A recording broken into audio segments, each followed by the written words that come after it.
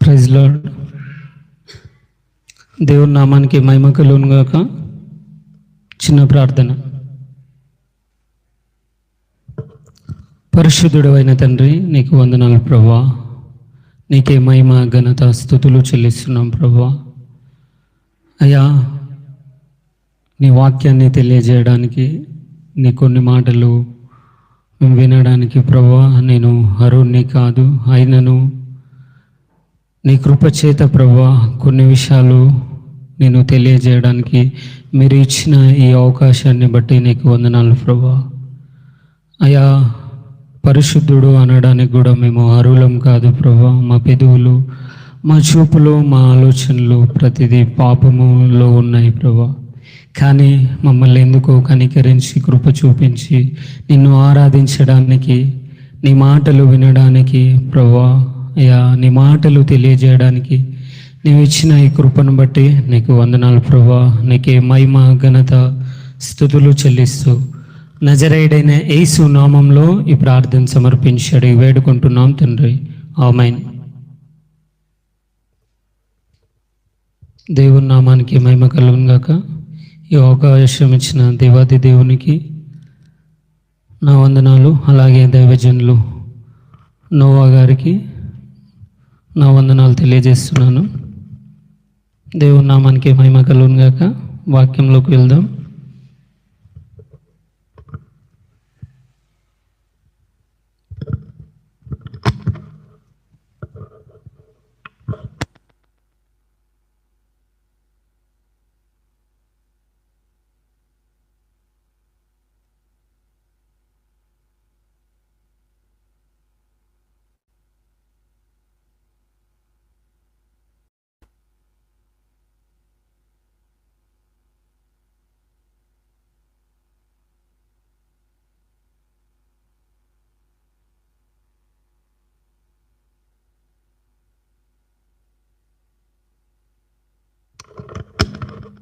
Right. నిర్గమకాండము 2వ అధ్యాయము 14 నుంచి 15 వరకు.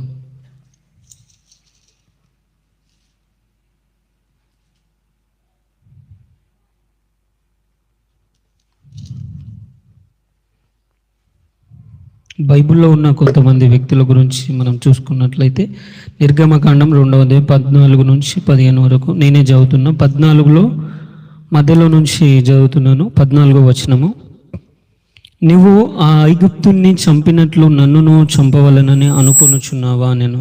అందుకు మోషే, నిశ్చయంగా ఈ సంగతి బయలుపడననుకొని భయపడను. ఫరో ఆ సంగతి విని మోషేను చంప చూచెను. గాని మోషే ఫరో ఎదుట నుండి పారిపోయి మిద్యాను దేశంలో నిలిచిపోయి ఒక బావి యొద్ద కూర్చుని ఉండెను.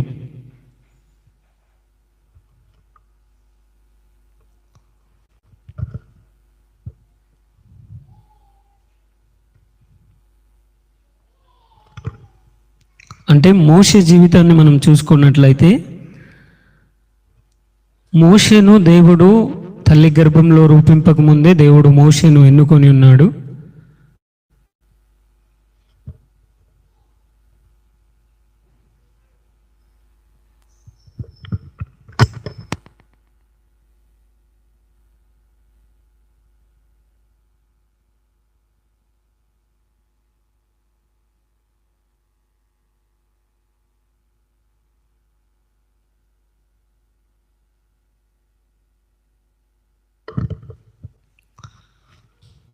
ఈరోజు టాపిక్ యూట్యూబ్లో పెట్టినట్లుగానే నిరాశ అంటే డిప్రెషన్.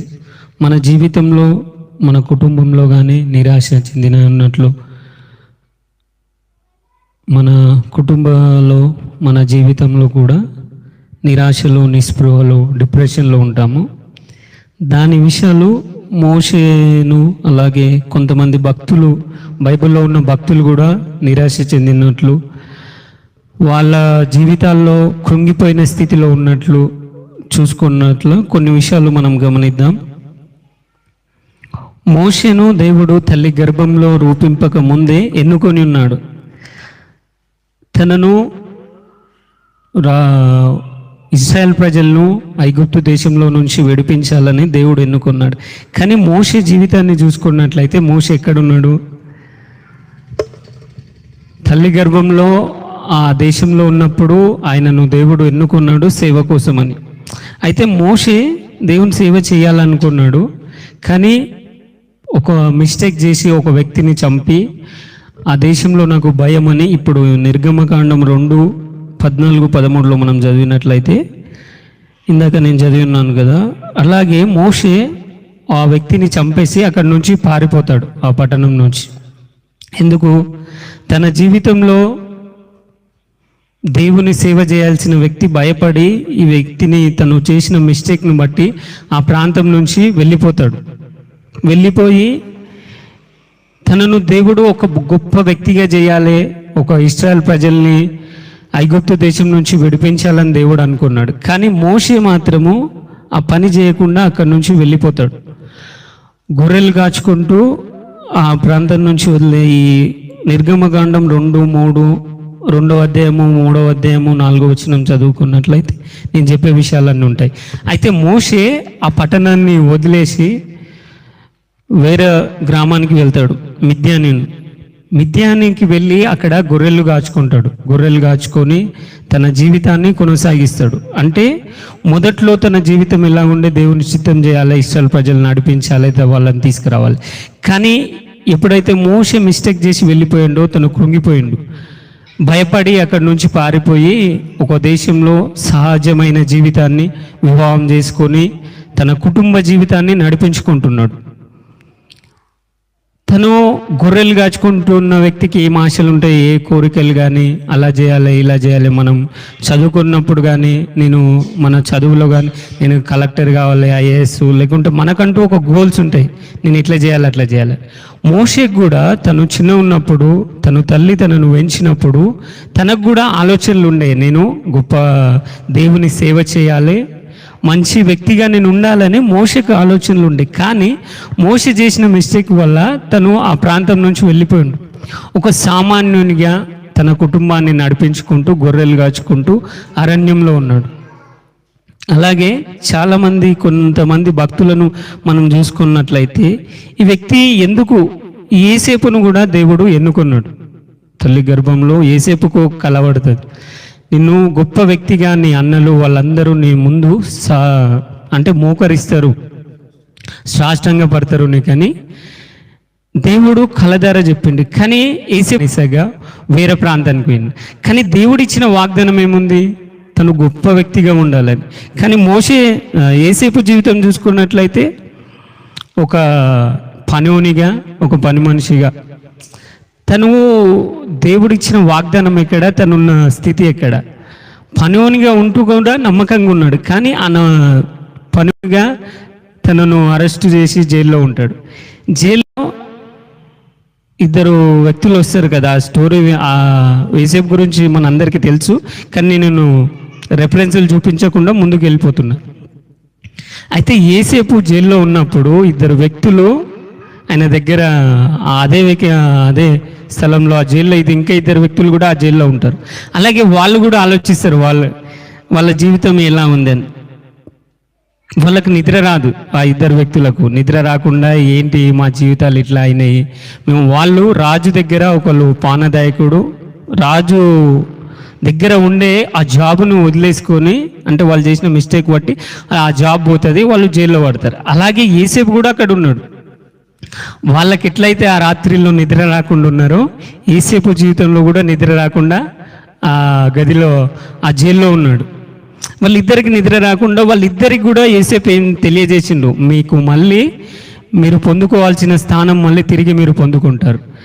కానీ యోసేపు జీవితంలో ఆ స్థానం వచ్చిందా? రాలేదు. ఇంకా యోసేపు కూడా డిప్రెషన్లో, తన జీవితం ఎందుకు, నా తండ్రి దగ్గర ఉంటే నేను సంతోషంగా హ్యాపీగా ఉండేవాడిని, ఇక్కడ బానిసగా ఒక పని మనిషిగా ఉండాను, మళ్ళీ అట్లనే జైల్లో ఉన్నాడు. చెయ్యని తప్పుకు మిస్టేక్ చేసి తను జైల్లో ఉన్నాడు.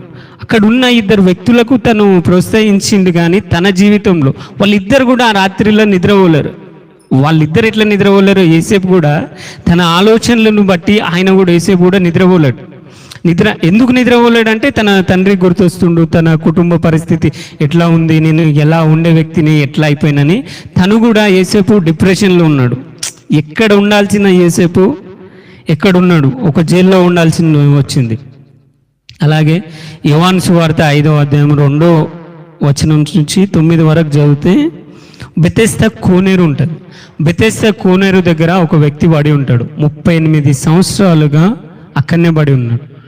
ఎందుకంటే తన రోగాన్ని బట్టి. ఆ బెతెస్దా కోనేట్ల దగ్గర ఎవరైతే దిగి సంవత్సరంకి ఒకసారి దేవదూత ఆ నీళ్ళని కదిలించినప్పుడు ఎవరైతే ఎలాంటి అనారోగ్యంగా ఉన్నా, ఎలాంటి అస్వస్థత ఉన్నా, ఎంతటి రోగమైనా ఆ బెతెస్దా కోనేరు దగ్గర వాళ్ళు అందులో పడ్డారనుకో, అందులో దుంకినారనుకో, ఆ దేవదూత నీళ్ళని కదిలించినప్పుడు ముట్టినప్పుడు వీళ్ళకు స్వస్థత జరుగుతుంది. ఈ వ్యక్తి కూడా 38 సంవత్సరాలుగా ఆ బెతెస్దా కోనేరు దగ్గర ఉన్నాడు. కానీ దగ్గరకు పోయి ఆ నీళ్ళని అందుకోలేని స్థితి. ఎందుకంటే తను పక్షవాయువు, తనంతట్లా తను పోయి అక్కడ ఆ నీళ్లను ముట్టి తను స్వస్థపరచబడలేడు. 38 సంవత్సరాలుగా అక్కడనే ఉన్నాడు. మోషే జీవితాన్ని చూసుకున్నట్లయితే తనను దేవుడు ఒక సేవకునిగా, గొప్ప వ్యక్తిగా, ఇశ్రాయేల్ ప్రజలు బానిసత్వంలో కొన్ని లక్షల మంది నిరాశతో నిస్పృహతో ఉన్న ప్రజల్ని వాగ్దాన దేశానికి నడిపించాల్సిన వ్యక్తి అరణ్యంలో గొర్రెలు మేపుతున్నాడు. ఈయన యేసేపు దేవుని చిత్తానుసారంగా జీవించుండు, పరిశుద్ధంగా జీవించిన వ్యక్తి జైల్లో ఉన్నాడు. అంటే కృంగిపోయి తన గురించి, ఆ ఇద్దరి వ్యక్తుల గురించి ఎట్లయితే వాళ్ళు కూడా తన జీవితంలో సంతోషం లేదని వాళ్ళు రాత్రిలో నిద్రపోనట్లున్నట్లు ఈ యేసేపు కూడా రాత్రుల్లో నిద్రపోతలేడు, అక్కడనే ఉండిపోయిండు. యేసేపు జీవితంలో ఆ రాత్రి నిద్రపోకుండా ఏమంటారు, అనేక ఐగుప్తుకు రాజుగా కాబోయే వ్యక్తి ఒక జైల్లో నిద్ర పోకుండా తన కుటుంబాన్ని బట్టి ఆలోచించుకుంటుంటుండు. ఈ వ్యక్తి కూడా 38 సంవత్సరాలుగా పక్షవాయువు దగ్గరనే ఉంది. ఆ కోనేరు దగ్గర నుండి ఇంకా దూరం 100 కిలోమీటర్ దూరం లేడు, దగ్గరనే ఉన్నాడు. కానీ తనంతట్లా తను పోలేడు. తన జీవితంలో కూడా నిరాశ, నిస్పృహ ఉన్నది. యోనా, దేవుడు చెప్పిండు నినివేకి వెళ్ళమని, కానీ యోనా మిస్టేక్ చేసి యోనా గ్రంథాన్ని చదువుకుంటే ఈ విషయాలన్నీ ఉంటాయి. నేను టైం సరిపోదు కాబట్టి రెఫరెన్స్లు చూపించకుండా డైరెక్ట్ చెప్పేస్తున్నా. యోనా జీవితంలో కూడా సేవకుడు, సేవ చేయాల్సిన వ్యక్తి, నేను చెయ్య ప్రభు అని వేరే గ్రామానికి వెళ్తాడు. దేవుడు ఒక గ్రామానికి వెళ్ళమంటే వేరే గ్రామానికి వెళ్తుంటాడు. ఆ పడవలో ప్రమాదం జరిగి తను మరణకరమైన స్థితిలో ఉంటాడు. ఆ మరణకరమైన స్థితిలో తన ఆలోచనలు తనంతా వదిలేసి ప్రభు నన్ను కాపాడనే డిప్రెషన్. మోషే కూడా దేవుని చిత్తం చేయకుండా వెళ్ళిపోయి అరణ్యంలో గొర్రెలు మేపుకుంటూ తన వివాహ జీవితము, తన కుటుంబ జీవితాన్ని గడిపేసుకుంటూ ఉన్నాడు. మన జీవితాలలో కూడా చూసుకుంటే మనము అనుకున్నది ఒకటి, మన జీవితంలో జరుగుతుంది ఒకటి. మనం పైకి అందరం ఓకే మంచిగా కనిపిస్తాం, కానీ లోపల మనం ఒంటరిగా ఉన్నప్పుడు అసలు నేనేంటి, నా జీవితం ఎందుకు ఇట్లా అయింది. నేను చిన్న ఉన్నప్పుడు మనం అంటాము మన తల్లిదండ్రులను, పెద్ద అయినాక ఏమవుతా అంటే నేను ఒక ఎస్ఐని అవుతా, పోలీస్ ఆఫీసర్ను, ఇంజనీరింగ్ అవుతా, కలెక్టర్ని అవుతా, లేకుంటే పెద్ద పెద్ద పోస్టులలో, లేకుంటే గొప్ప గొప్ప వ్యక్తులుగా ఒక స్పోర్ట్స్ లేకుంటే గేమ్స్లో, అంటే ఇట్లా పెద్ద పెద్ద వ్యక్తులుగా మనం ఆలోచించినాం. కానీ ఇప్పుడు చూస్తే మన జీవితం నార్మల్గా అయితే ఏదో ఒక జీతం నెలకు ఏదో ఒక, లేదంటే కూలి పని చేసుకోను, లేకుంటే ఒక కంపెనీలో కానీ మన జీవితం ఇక నా జీవితం అయిపోయింది, నేను చేయాల్సిన పని ఇది కాదు, వేరే పని ఉండే. కానీ నువ్వు చిన్న ఉన్నప్పుడు అనుకున్న గోల్స్ అవన్నీ వదిలేసి నార్మల్ వ్యక్తిగా ఒక పని చేసుకుంటూ ఉంటాం. మనం ఎంత బాధపడతాం మన జీవితంలో చూసుకుంటే. ఒంటరిగా ఉన్నప్పుడు మనం పండుకుంటాం చూడు, మన బెడ్ మీద వండుకున్నప్పుడు మన దిండుకు మెత్త ఉంటుందా, మెత్తకు తెలుసు మన కన్నీళ్ళు. అసలు ఏంటి నా జీవితం, ఎందుకు ఇట్లా అయిపోయింది, నేను ఎక్కడుంటే, ఎందుకు నా జీవితంలోనే కష్టాలు. కొంతమందికి అనారోగ్యం ఉంటుంది, అంటే ఆ తీరని రోగం, క్యాన్సర్ కానీ కొన్ని రోగాలకు మందులు కూడా ఉన్నాయి. ఆ రోగాన్ని బట్టి వాళ్ళు ఎంత బాధపడతారంటే, ఈ రోగం ఎప్పుడు పోతుంది, రాత్రిల్లో నిద్ర ఉండదు, కుటుంబంలో శాంతి సంబంధం, ఆ రోగము, ఆ బాధ, ఆ వేదన, భయంతో ఉంటారు. కుటుంబంలో అప్పుల సమస్యలు కానీ, ఆర్థిక ఇబ్బందులు కానీ, ఉద్యోగం రాలేదని, లేకుంటే మంచి కాలేజ్లో నాకు సీట్ రాలేదని, ఇవన్నీ డిప్రెషన్గా ఉంటాం. పైకి మాత్రం మంచిగా కనిపిస్తాం, కానీ నిజంగా నువ్వు చేస్తున్న జాబ్ నాకు ఇష్టమేనా అంటే మనకి ఇష్టం లేదు. మనం చేసే ఏ పని అయినా కూడా, ఏ వ్యక్తులకైనా ఎంత డబ్బున్నా ఏదున్నా కూడా వాళ్ళు రాత్రి కాగానే వాళ్ళు వండుకున్నప్పుడు డిప్రెషన్గానే ఆలోచిస్తూ ఉంటారు. ఇక్కడ ఏసేపు కూడా ఆ ఇద్దరు ఖైదుల కంటే సమస్య ఉంది. ఏసేపు దేవుని నమ్ముకో, కానీ ఏసేపు కూడా నిద్ర పోకుండా ఆ రాత్రి అక్కడనే ఉన్నాడు. మన కుటుంబాల కానీ ఒంటరిగా నిన్ను ఆలోచించినప్పుడు, నీ గురించి తెలిసినప్పుడు నువ్వు అనుకుంటావు, అవి ఎవ్వరికి చెప్పవు. నీ లోపల కూడా చెప్పుకోలేని బాధ, వేదన, మనము ప్రేమించిన వ్యక్తులు మనం దూరం కావడం కానీ, సడన్గా మన ఫ్యామిలీలో ఎవరైనా మరణించినప్పుడు ఆ బాధను మనం జీర్ణించుకోలేం, ఆ వేదనను మనం తట్టుకోలేం. ఎందుకు నా జీవితంలో ఇట్లా జరిగింది, డిప్రెషన్ గుండా వెళ్ళిపోతాం. అసలు మన కుటుంబంలో ఆ కుటుంబానికి ఆధారం అన్న వ్యక్తే ఆ కుటుంబాన్ని వదిలేసి సడన్గా యాక్సిడెంట్, ఏదో ఒక ప్రమాదం జరిగి చనిపోయినప్పుడు ఆ కుటుంబ పరిస్థితి ఎట్లుంటుంది? బైబిల్లో అట్లా జరిగిన వ్యక్తి రూతు గ్రంథాన్ని చదివినట్లయితే, నయోమి తన భర్త, తన కొడుకులు వాళ్ళందరూ చనిపోతారు. రూతు జీవితం చూసుకుంటే వాళ్ళిద్దరు అత్తగూడళ్ళు ఉండరు. వాళ్ళ జీవితంలో సడన్గా వాళ్ళకు కుటుంబానికి ఆధారం అన్న వ్యక్తులు మరణిస్తారు. ఈ సమాజంలో మనము మనుషుల మీద ఆధారపడకుండా మనకి ఎంత అంటే కొంతమంది చెప్పుకోలేని ప్రాబ్లమ్స్ కూడా ఉంటాయి. అంటే జనరల్గా యూత్ గురించి మాట్లాడుకున్నప్పుడు అబ్బాయిలు అమ్మాయిలు అది ప్రేమ అనేది తప్పు. అంటే బైబిల్ అనుసారంగా లవ్ చేయకూడదు. కానీ వాళ్ళు ఒక అమ్మాయిని ప్రేమించి కానీ, ఒక అబ్బాయిని ప్రేమించి డిప్రెషన్లో ఆ అమ్మాయే నాకు కావాలి, తను లేకుండా నేను బ్రతకలేను, తనే నా జీవితం అని డిప్రెషన్లో వెళ్ళి చనిపోతారు. తను వదిలేసి వెళ్ళిన, ఆ అబ్బాయి వదిలేసిపోయినా వీళ్ళ జీవితం ఇక క్లోజ్, నా జీవితం ఇక ఏం లేదు అని వీళ్ళు డిప్రెషన్లో వెళ్ళిపోతారు. తాగుడుగా మద్యానికి బానిస అయిపోవడము, రోడ్ల మీద తిరగడము, సినిమాలకు, తను నన్ను వదిలేసి వెళ్ళిపోయింది, ఇక నా జీవితం క్లోజ్ తనే అని మనం చాలామంది డిప్రెషన్ గుండా వెళ్తుంటారు. అరే ఎందుకు నా జీవితం, నిరాశ. మంచిగా చదువుకునే వ్యక్తికి ఒక పెద్ద పెద్ద కాలేజీలలో చూసినట్లయితే లక్షలు కడితేనే కానీ సీట్ రాదు. ఆ కాలేజీలో నాకు సీట్ రాలేదు కాబట్టి నేను నిరాశ, ఇక నా జీవితం ఎందుకు, ఈ రోగం తీరలేదు కాబట్టి నా జీవితం ఎందుకు, డిప్రెషన్. రాత్రుల్లో చాలామంది కూడా నిద్రపోరు, 2 గంటల వరకు 3 గంటల వరకు ఫోన్ చూడడము, లేకుంటే ఆలోచించడము,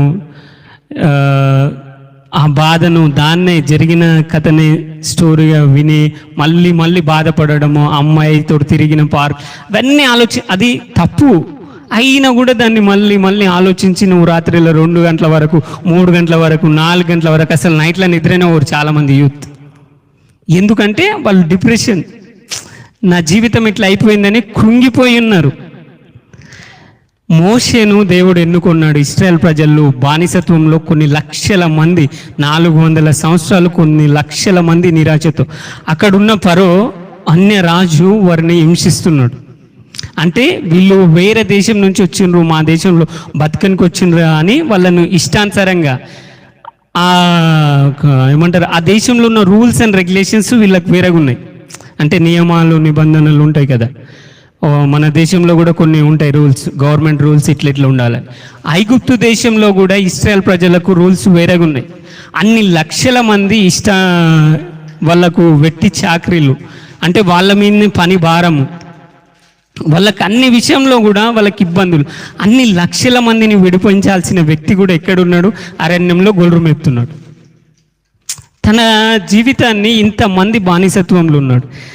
కానీ దేవుడు మనల్ని దర్శించినప్పుడు కొన్ని మోషే గురించి ఇశ్రాయేల్ దేశము, ఇశ్రాయేల్ ప్రజలందరూ 6 లక్షల మంది వెయిటింగ్ చేస్తున్నారు. ఈ గొర్రెలు మేపుకునే వ్యక్తి గురించి ఎంతమంది? 6 లక్షల, ఇంకా చాలామంది ఉంటారు, 30 లక్షల మంది వరకు ఉంటారు. కానీ 6 లక్షల మంది వెయిటింగ్ మోషే రక్షణ గురించి, మోషే వచ్చి వారిని విడిపించాలని.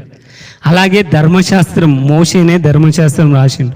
ధర్మశాస్త్రం కూడా ఆ గొర్రెలు మేపుకొని అరణ్యంలో నా జీవితం ఇక క్లోజ్ అని ముసలోనిగా అంటే పెద్ద వయసు అయిపోయింది, ముసలి వ్యక్తిగా అయిపోయి అరణ్యంలో గొల్లు మెప్తున్న వ్యక్తి గురించి ధర్మశాస్త్రం వెయిటింగ్, ఎర్ర సముద్రం కూడా వెయిటింగ్. ఎందుకు? పాయలుగా కావడానికి. అంటే దేవుని ప్రజలు అందులో నుంచి నడిపించాలని నీళ్ళు అంటే నీళ్ళు ఎక్కడ ఉతారుంటే అక్కడ వెళ్ళిపోవాలి, స్వాభావికం. అంటే ఆ నీళ్ళది అంటే అటు ఇది దేవుడు సృష్టించినప్పుడు అవి ఎట్లా వెళ్ళాలో అవి లిక్విడ్గా ఉంటాయి కాబట్టి అట్లా వెళ్ళిపోవాలి. అలాంటి అవి అంటే దాన్ని విరుద్ధంగా, ప్రకృతికి విరుద్ధంగానే సముద్రంలో రాదు కదా, అది వెయిటింగ్. ఎవరి గురించి? మోషే గురించి. ఇన్ని లక్షల మంది మోషే గురించి వెయిటింగ్. కానీ మోషే డిప్రెషన్లో, ఇక నా జీవితం దేవుడు దర్శించినప్పుడు కూడా నా జీవితం వద్దు ప్రభా, నేను చేయగలుగుతానా, నేను మాట్లాడే స్థితి నాకు లేదు అని అంటాడు. నోవాహు దేవుడు చెప్పమన్న ప్రాంతానికి, యోనా దేవుడు చెప్పమన్న ప్రాంతానికి వెళ్ళకుండా వేరే ప్రాంతానికి పోయి చేప కడుపులో ప్రాణం పోతున్న స్థితిలో దేవుని ప్రార్థన చేస్తుండు. అంటే కొట్టుమిట్టాడుతుండు, నా జీవితం ఇక క్లోజ్, చనిపోవాలి, ఆత్మహత్య చేసుకోవాలన్న స్థితిలో నుంచి యోనా ఆ చేప కడుపులో లాస్ట్ మినిట్లో ప్రాణాలు పోతుంది. కానీ యోనా గురించి నినివే పట్టణం వెయిటింగ్. 125,000 మంది ఉంటారు రక్షణ. అంతమంది వెయిటింగ్ చేస్తున్నారు యోనా గురించి, వాళ్ళ రక్షణ గురించి. ఈ చనిపోవాలి లాస్ట్. మన జీవితంలో కూడా నీ జీవితం ఇక క్లోజ్. ఎందుకు నా జీవితంలో నేను చనిపోతే బాగుండే, లేకుంటే ఆత్మహత్య చేసుకోవాలని చాలామందికి కూడా ఆలోచనలు వస్తాయి. ప్రేమలో కానీ, లేకుంటే ఆర్థిక ఇబ్బందులను బట్టి, అప్పుల సమస్యలను బట్టి కానీ చాలామంది చనిపోవాలనుకుంటారు. నో, దేవుడు నీకోసం గొప్ప ఉద్దేశం, గొప్ప ప్రణాళిక కలిగి ఉంటూ నిన్ను స్పెషల్గా దేవుడు చేసుకున్నాడు కాబట్టి దేవుడు నిన్ను విడిచిపెట్టాడు. యోనా గురించి, చనిపోవాలనుకున్న వ్యక్తి గురించి ఒక పట్టణం వెయిటింగ్ చేస్తుంది. ఆ పట్టణం ఒక్కరోజు యోనా గ్రంథాన్ని మనం చదివినట్లయితే ఒక్కరోజు యాక్చువల్గా అంటే ఆ పట్టణం మొత్తం 3 రోజులు తిరగాలి. కానీ యోనా ఒక్కటే రోజు తిరుగుతుంది. 3 రోజులు తిరగాల్సిన ప్రాంతం, 3 రోజులు వాక్యం చెప్పాల్సిన ప్రాంతం ఒక్కరోజు ఒకటే డే వెళ్ళినప్పుడు 120,000 మందికి రక్షణ వస్తుంది. మోషే అరణ్యంలో ఉండి ఇక జీవితం క్లోజ్, నేనేం చేయలేను, ఇంకా దేవుడు వేరే వాళ్ళని ఎన్నుకుంటాడు అని ఉన్న జీవితంలో 6 లక్షల మంది రక్షణ. ధర్మశాస్త్రం మోషే ద్వారా దేవుడు తీసుకురావాలి. దేవునితో ముఖాముఖిగా మాట్లాడే వ్యక్తి. అంత గొప్ప విలువైన విషయాలు మోషే చేయబోతున్నాడు. ఇక నా జీవితం అయిపోయింది, నేను ఇక ఈ సేవ చేయలేను, ఇన్ని సంవత్సరాల సంది నేను ఈ సేవను నడిపిస్తున్నా, ఇంకెందుకు, ఇన్ని రోజుల సంది కూడా నా సేవలో అభివృద్ధి లేదు, నా జీవితంలో అభివృద్ధి లేదు. కాదు, దేవుడు నిన్ను దర్శించే సమయం వచ్చినప్పుడు నీకోసం చాలామంది వెయిటింగ్లు ఉన్నారు. గురించి ఆలోచించినప్పుడైతే ఎన్నో రోజుల సంది అదే పటంలో, అదే గ్రామంలో ఎన్ని రోజులు చేసినా నా సంఘం ఇంతే మంది ఉన్నారు, ఇట్లనే అయిపోతుంది, నా సంఘంలో అభివృద్ధి లేదు, నాకు అభివృద్ధి లేదు. కాదు, దేవుడు నిన్ను దర్శించబోతుంది. చాలామంది నువ్వు చెప్పే వాక్యం విని రక్షింపబడే వాళ్ళు చాలామంది వెయిటింగ్లో ఉన్నారు. ఆ మోషే గురించి అన్ని లక్షల మంది ఎట్లయితే వెయిటింగ్ ఉన్నారో, యోనా గురించి 125,000 మంది వెయిటింగ్లో ఉన్నారు రక్షణ పొందాలని. అలాగే దేవుడు కూడా నీ జీవితంలో నువ్వు చేసే సేవ వెయిటింగ్. ఖచ్చితంగా దేవుడు నిన్ను ఒకనాడు దర్శిస్తాడు. యోసేపు జైల్లో ఒక బానిస. దేవుడు ఏం చెప్పిండు? యోసేపును తలగా ఉంచుతాను, పై వ్యక్తిగా. నీ దగ్గర దేవుడు తనకు కళ ఇచ్చినప్పుడు తన బ్రదర్స్ కానీ వాళ్ళు కానీ సాష్టంగా పడతారని. కానీ యోసేపు జీవితం అట్లా లేదు. జైల్లో ఉన్నాడు, నిరాశతో, నిస్పృహతో, ఎందుకు మా తండ్రి దగ్గర ఉండాల్సిన వ్యక్తిని నేను ఇక్కడ ఎందుకున్నానని. ఆ వ్యక్తులు నిద్ర రాక వాల్ డిప్రెషన్లు ఉంటే యోసేపు కూడా నిద్ర రాకొచ్చింది రాత్రంతా. చాలామంది గృహాలలో నిద్రలు పోకుండా ఎందుకు నా జీవితం ఇట్లా అని డిప్రెషన్లో చాలామంది వెయిటింగ్లో, ఎన్నో రాత్రులు వాళ్ళు అసలు నిద్రపోరు, 2 అయినా 3 అయినా అట్లా. అలాగే యోసేపు గురించి, యోసేపు ఆ కళ భావం చెప్పినాక తర్వాత రాజు కొన్ని దేశాలు ఆహారంతో అంటే కరువుతో బాధపడే దేశాలు రక్షించాలని యోసేపు గురించి కొన్ని దేశాలు వెయిటింగ్ ఉన్నాయి. అంటే యోసేపు జీవితం ద్వారా కొన్ని దేశాలలో అభివృద్ధి చెందబోతుంది. అంటే వాళ్ళు ఆ కరువు 7 సంవత్సరాలు కరువు రాబోయే. యోసేపు జీవితం మీరు అందరికి కూడా తెలుసు. నేను రెఫరెన్సులు చూపిస్తలేను. అంటే ఆ కరువు రావాల్సిన ప్రాంతాలలో రక్షణ కలవాలని వాళ్ళు హ్యాపీగా, అంటే కరువులో కూడా సమృద్ధి అయిన ఆహారం వాళ్ళు తినాలని యోసేపు గురించి వెయిటింగ్. కొన్ని దేశాలు, ఐగుప్తు దేశం ఒకటే కాదు, ఆ చుట్టుపక్కల ఉన్న ప్రతి ఒక్క దేశంలో రక్షణ కావాలని. మన జీవితంలో కూడా ఇప్పుడు ఇంత అద్భుతాలు అంటే మోషే కాబట్టి వాళ్ళు అద్భుతం చేసిండు, మోషేకు దేవుడు దర్శించుండు. మరి ఇశ్రాయేల్ ప్రజలు సామాన్యులు కదా, వాళ్ళకేమైతే ఆ సామాన్యుల గురించి ఆ సేవకుడు. అంటే ఇప్పుడు ఇశ్రాయేల్ ప్రజల్ని చూస్తే మోషే కాబట్టి దైవజనుడు, తల్లి గర్భంలో రూపింపక ముందే దేవుడు ఎన్నుకున్నాడు మోషే అన్ని అద్భుతాలు చేయాలి కాదు. అక్కడున్న ఇశ్రాయేల్ ప్రజలు వాళ్ళు సామాన్యులు. అంటే సామాన్యంగా ఇప్పుడు ఇది సేవకులకైతే వర్తిస్తుంది, మాకెందుకు వర్తిస్తుంది? సేవకులు గొప్ప గొప్ప సేవ చేయాలి. ఆ ఇశ్రాయేల్ ప్రజలు వాళ్ళు సామాన్యులు కదా, వాళ్ళకేంటంటే అంత గొప్ప సేవకుడు ఎవరి గురించి? ఈ నార్మల్ వ్యక్తులుగా ఉన్న వాళ్ళ గురించి. కూలి పని చేసుకొని నార్మల్గా బతుకుతున్నాడు చూడు, ఆ వ్యక్తులు నీకు అంత గొప్ప సేవకుడు. ఆ ఎర్ర సముద్రం మోసే గురించా పాయలు చేసింది? సామాన్యులు నడవాలని దేవుడు అంతగా వాళ్ళను అద్భుతంగా అరణ్యంలో నడిపించింది ఎవరికి? ఆ సామాన్యమైన వ్యక్తుల గురించి. ఈ లోకం చూస్తే మనం ఎంత అద్భుతంగా ఉంటుందంటే, మనం అనుకుంటాం నా జీవితంలో నేను పెద్ద పెద్ద కాలరల్లా తిరిగిన, ఏమంటారు BMW కానీ రోల్స్ రాయర్స్ కానీ ఫ్లైట్లలో, అంటే గొప్ప గొప్ప వ్యక్తులు వాళ్ళ అండ్లలో వెళ్తున్నారు. మరి నా దగ్గర ఏముంది? ఏం లేదు కదంటే, నీ దగ్గర దేవుడు నిన్ను సామాన్యంగా ఉంచినా కూడా నీ దగ్గర ఏముంది తెలుసా? సూర్యుడు ఎవరి గురించి ఉదయిస్తున్నాడు? ప్రతి ఒక్కరి గురించి కదా. అంత నీకు 2 కోట్ల కారు, BMW, రోల్స్ రాయల్స్ లేకపోయినా నీకు దేవుడు ఇచ్చింది ఏంటి తెలుసా? కొన్ని ఎంత నీ కాళ్ళ కింది గ్రహం ఎంత పెద్ద ఉంది ఈ భూమి, అది నీ గురించి. ఆ సూర్య చంద్ర నక్షత్రాలు ఎవరి గురించి? చంద్రుడు నైట్లా, మూన్ నైట్లో వెన్నెలు ఇయ్యడానికి ఎవరి గురించి? ఒక సామాన్యుని గురించే కదా. నువ్వు నాకు కోట్ల వ్యాపారం ఉంది, కోట్లు ఉన్నాయి కాబట్టి నా దగ్గర నేను వాళ్ళకు మాత్రమే సూర్యుడిని ఇస్తే కాదు. ఈ లోకంలో ఈ మనం పీల్చుకో ఈ గాలి ఉంది కదా, అది దేవుడిచ్చింది ఫ్రీగానే. కొన ఊపిరితో హాస్పిటల్లో కొట్టుమిట్టాడుతున్న వారికి ఆక్సిజన్ లేక దాన్ని కొన్ని లక్షల రూపాయలు తీసుకొని వాళ్ళు ట్రీట్మెంట్ చేస్తున్నారు.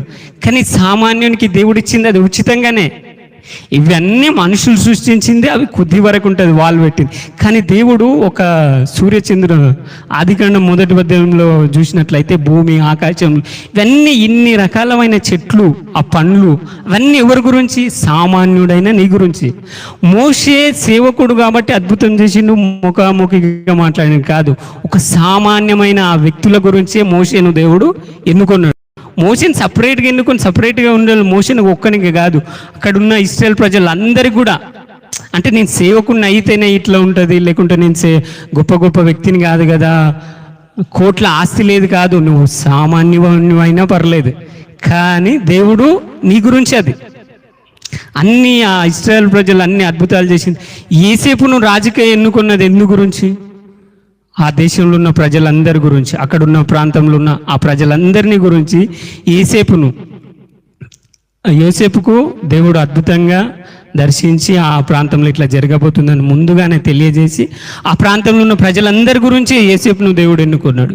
యోనాను ఎందుకు ఆ చేప కడుపులో నుంచి కాపాడింది? నినివే ప్రజలు 125,000 మంది ఉన్నారు ఆ పట్టణంలో, వాళ్ళను కాపాడడానికి. నా జీవితంలో ఏం జరుగుతలే ఏంటంటే, ఈ సేవకులు అందరూ ఉన్నది ప్రార్థన చేస్తూ నిన్ను కాపాడడానికి.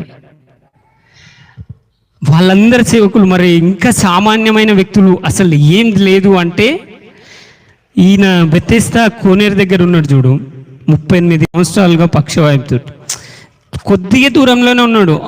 ఆయన ప్రతి సంవత్సరం ఒకసారి దేవదూత వచ్చి ఆ నీళ్ళు కదిలించినప్పుడు ఆ నీళ్ళల్లో ఎవరు దుంకుతారో వాళ్ళకి స్వస్థత జరుగుతుంది. కానీ ఈ వ్యక్తికి అంత దూరంలో పోతలేడు. 38 సంవత్సరాలు ఎందుకు వెయిట్ చేస్తున్నాడు? జస్ట్ ఆ దూరాన్ని తీసుకోలేక దేవదూత వచ్చి. కానీ 38 సంవత్సరాలుగా బెతెస్దా కోనేరు దగ్గర ఉన్నాడు చూడు, ఆ వ్యక్తి గురించి ఎవరు వచ్చారు తెలుసా? ఆ దేవదూతను సృష్టించిన దేవుడే దిగి వచ్చింది. అంటే చూడండి ఎంత అద్భుతం.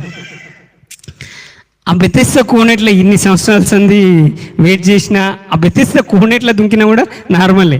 కానీ ఆ దేవదూతని ఎవరినైతే పంపిస్తుండో ఆ దేవాది దేవుడే దిగి వచ్చింది. అంటే ఇన్ని సంవత్సరాల నుంచి ఇప్పుడు అప్పుడంటే అది జరిగింది, ఇప్పుడు నా జీవితంలో ఏం జరుగుతుంది? నేను ఒక సామాన్యుని కదా, నేను హాస్పిటల్లో ఈ రోగం ఎట్లా తీరుతుంది, ఈ బాధ, క్యాన్సర్ కానీ అంటే హెచ్ఐవి, కొన్ని రోగాలకు మందులు ఉన్నాయి చూడు, ఎన్నో సంవత్సరాల సంది బెడ్ మీదనే పడిపోతారు. అసలు నా జీవితంలో ఎందుకు ఇట్లా జరుగుతుంది, నా వల్ల కాదు, ఈ రోగం అసలు లైఫ్లో ఎప్పుడు కూడా తీరదు. ఎప్పుడు కూడా నీకు స్వస్థత రాకపోయినా, నువ్వు అట్లనే బెడ్ మీద ఉన్నా, నువ్వు నమ్మకంగా దేవుని గురించి వెయిట్ చేసినావు అనుకో, నువ్వు చనిపోయినా అంటే నువ్వు మరణించినా, పాతి పెట్టబడ్డా, నువ్వు విశ్వాసిగా యేసు ప్రభుని నమ్ముకొని నమ్మకంగా జీవించినావు అనుకో, నువ్వు చనిపోయి 100 సంవత్సరాలు అయినా, 200 సంవత్సరాలు, 1000 సంవత్సరాలు అయినా కూడా యేసు ప్రభు రెండో రాకడ్లా అవన్నీ లేస్తాయి ఎముకలు. అనారోగ్యంతో 38 సంవత్సరాలు కావడం లేని పరిపెత్తుకున్నాడు అంటే వచ్చేసిండు. మనం కూడా అది అప్పుడు యేసుప్రభు ఉన్న కాలంలో జరిగింది, ఇప్పట్లో జరగదు కదా, మనం నార్మల్ వ్యక్తులమే కదా. అంటే నువ్వు మరణించిన ఆ రోగంతో మళ్ళీ తిరిగి యేసుప్రభు రెండో రాకడ వచ్చినప్పుడు నువ్వు అంటే యేసుప్రభుని నమ్ముకొని యేసుప్రభుని సొంత రక్షకుని అంగీకరించి నువ్వు జీవిస్తే ఆ డెడ్ బాడీలు అంటే సమాధిలకెంచి యేసుప్రభు ఎట్లయితే పునరుత్థానంగా 3వ దినాన లేచి ఉన్నాడో, అలాగే నిన్ను యేసు ప్రభు రెండో రాకడలో ఎన్ని 10 సంవత్సరాలు, 100 సంవత్సరాలు, ఎన్ని సంవత్సరాలు అయినా కూడా నీవు లేస్తావు శరీరంతో. మహిమ శరీరాన్ని దేవుడు ఇవ్వబోతుంది. అంటే ఒక సామాన్యమైన వ్యక్తికి నా జీవితంలో ఏమీ లేదనుకోకండి, ఎందుకు ఈ ప్రేమించి కానీ, లేకుంటే నాకు వివాహంగా అవ్వట్లేదు, ఇన్ని సంవత్సరాలు అవుతుంది, 30 సంవత్సరాలు 40 సంవత్సరాలు నాకు వివాహం అయితే లేదంటే, రూతుని చూసుకోండి, భర్త చనిపోయిండు, జీవితంలో నిరాశ, నిస్పృహ, వేరే దేశం గురించి. బోయాజు ఋతు గురించే వెయిటింగ్. ఒక మంచి ఆత్మీయుడు, సమాజంలో మంచి పేరు కలిగిన వ్యక్తి, అన్ని విధాలుగా తను ఆస్తి అన్ని విధాలుగా ఉన్న వ్యక్తి, ఋతు గురించే వెయిటింగ్. ఒక విధవరాల గురించి వెయిటింగ్. ఎవరు? బోయాజ్. దేవుడు నిన్ను ఇవన్నీ అప్పట్లో బైబిల్లో జరిగినాయంటే, ఇప్పట్లో దేవుడు యేసు ప్రభును నువ్వు సొంత రక్షకునిగా అంగీకరించి, అసలు బైబిల్ అనుసారంగా అంటే ఒక వ్యక్తి సెటిల్ అంటే ఈ లోకానుసారంగా చూసినట్లయితే సెటిల్ అంటే ఆయన కారు ఉందా, లేకుంటే గవర్నమెంట్ జాబ్ ఉందా, అంటే మంచి అందమైన భార్య ఉన్నది, మంచి పిల్లలు ఉన్నారు, మంచి గృహం ఉంది. ఈ లోకానుసారంగా ప్రజలు ఏం చూస్తారు? సెటిల్ అయిండు వాడు, అంటే ఆ వ్యక్తి సెటిల్ అయిండు, మంచి ఇల్లు ఉంది, మంచి కారు ఉంది, మంచి పొలాలు, మంచి జాబ్, గవర్నమెంట్ జాబ్ ఉంది, ఆ వ్యక్తి సెటిల్ అయింది. కానీ బైబిల్ అనుసారంగా సెటిల్ అంటే ఏంటిది? సిద్ధపడి ఉండడం. యేసు ప్రభు రెండో రాకడకు మత్తయి సువార్తలు అనుకుంటా, బుద్ధి కలిగిన కన్యకలు, బుద్ధి లేని కన్యకలు, వాళ్ళు దేని గురించి సిద్ధపడి ఉన్నారు? పెళ్లి కుమారుని గురించి. అలాగే మన జీవితాలలో కూడా ఈ కారు ఏమీ లేకపోయినా, నువ్వు ఎంతటి స్థితిలో ఉన్నా, అసలు అన్నీ కోల్పోయిన స్థితిలో నడి రోడ్డు మీద అడక్క తింటున్నా కూడా, నువ్వు యేసు ప్రభును సొంత రక్షకునిగా అంగీకరించి నీ పాపాలను ఒప్పుకొని, ఆ దేవుడే మన గురించి దిగి వచ్చిండు. ఆ కల్వరి సిలువలో అంతగా నరాలు తెగుతుండగా శిలలు కూర్చోబడ్డాయి, పక్కలో బల్లెపు పోటు. నువ్వు చేసిన మిస్టేక్స్ బట్టే, నీకోసము నిన్ను సృష్టించిన ఈ లోకాన్ని ప్రతీదీ సృష్టించిన దేవాది దేవుడే 2000 సంవత్సరాల క్రితం దిగి వచ్చి నీకు పడాల్సిన ఇబ్బంది, శిక్ష ప్రతీదీ ఆ కల్వరి సిలువలో మోసేసిండు ఆల్రెడీ. నువ్వు జస్ట్ ఆయనను విశ్వసించి పరిశుద్ధంగా జీవిస్తే చాలు. దేవుడు నువ్వు ఈ లోకంలో ఇవన్నీ మనుషులు సృష్టించినవి కొన్ని రోజులే, మా అంటే ఎన్ని, మన జీవితం 100 సంవత్సరాలు అనుకో, బైబిల్లో 70 బలం ఉంటే 80 సంవత్సరాలు అంటుంది. అంటే ఈ 100 సంవత్సరాలే ఉంటాయి, కానీ దేవుడు ఇచ్చేపోయేది శాశ్వతమై. నువ్వు ఎన్ని యుగాలు ఆ పరలోక భాగ్యం. నువ్వు రోడ్డు మీద లాజరు ధనవంతుడు బైబిల్లో ఉంటుంది కదా, ఆయన ధనవంతుని దగ్గర ఏంటిది? ఆయన తిని ఉండే వ్యక్తిని దేవుడు పరలోకంలో ఉన్నాడు. సెటిల్డ్ అంటే బైబిల్ ప్రకారం యేసు ప్రభు రెండో రాకడకి ఇప్పుడు జరుగుతుందంటే, ఇప్పుడు నేను సిద్ధంగా ఉన్నా, పరిశుద్ధంగా ఉన్నా, నేను వెళ్ళిపోతుంది. అది నువ్వు రాత్రుల్లో నిద్రపోకుండా ఉన్నా, అవన్నీ లోకానుసారమైన ఆలోచనలు. నువ్వెంత డిప్రెషన్లో ఉన్నా చూడండి, మోషే గురించి ఎంతమంది వెయిటింగ్ చేస్తున్నారు. ఎందుకు రాత్రుల్లో నా జీవితం అయిపోయింది, క్లోజ్ కాదు. ఈ సూర్య చంద్ర నక్షత్ర ఈ సృష్టి మొత్తం దేవుడు ఎవరి గురించి సృష్టించిండు? నీ గురించే కదా.